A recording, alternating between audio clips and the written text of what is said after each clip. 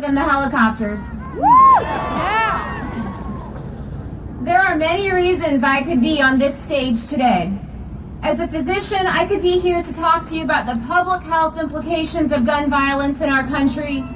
We could lament together over the fact that it is now the third leading cause of death among children. Third leading cause of death. Deaths that are unnecessary and entirely preventable. But my concerns for our health are not the sole reason I'm here today. As a co-founder of Indivisible KC, as someone with a passion for political engagement, I could talk to you about how politicians are now held hostage to big money lobbying organizations, corporations, and apparently the interests of foreign governments rather than being accountable to the safety and well-being of the people they represent. But my disdain for the blood money, lining the pockets and walls of our government is not the reason I'm here today. Almost exactly 5 months ago, October 25th, 2017, my husband ushered our two adorable little boys out the door for school.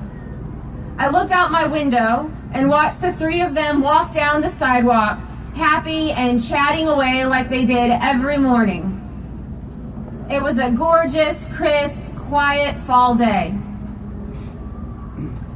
The next interaction I would have with my husband was in our flurried effort to try and figure out the source of the loud noise that had just ripped through our quiet street on a normal Wednesday morning. Then another loud noise. At that moment, I became a widow, which I have to say is about the ugliest word I've ever heard in my life.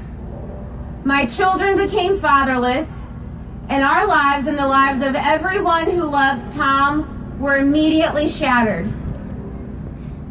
My husband's life should have represented the American dream. He worked hard. He put himself through college, then law school. He started a business. He was married. He had 2 children. He was succeeding in every way and working hard to succeed more in every way in his life. But in an instant, his living of that mythical American dream ended in what has become our new reality of the American nightmare of gun violence. And we do not have to keep allowing this nightmare to go on. We cannot continue to let human lives be sacrificed on the altar of worship of some misinterpretation of the Second Amendment or the altar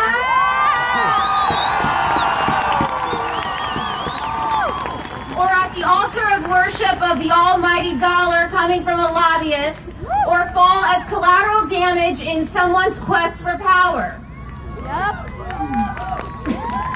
It has been easy for us, for most of us, to think that gun violence is someone else's problem, some other community's problem, some other family's problem. It is easy to think that something like that could never happen to you until it does. And if we keep thinking that way, then it is only a matter of time before gun violence finds itself in your school, in your church, or on your front lawn. We cannot continue to find ourselves rendered powerless when each and every one of our lives is at risk. We have done that for far too long, and each day as we wait, lives are lost. I admit there are no easy answers, that simply changing laws about guns is not going to stop every death.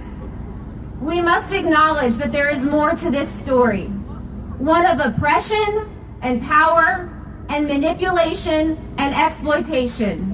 We must be willing to do the hard work, not just of changing our laws, but also of healing the wounds in this community and in our nation.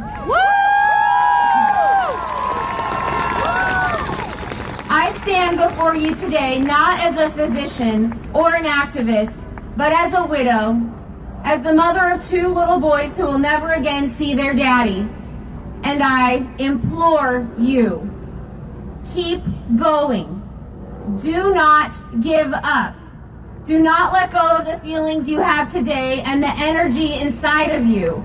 Please, stand up, step up, speak out, and do not stop until we have all done our part to make sure that every father, mother, brother, sister, husband, wife, child in this country can once again believe that will never happen to me, because we mean it when we say enough is enough.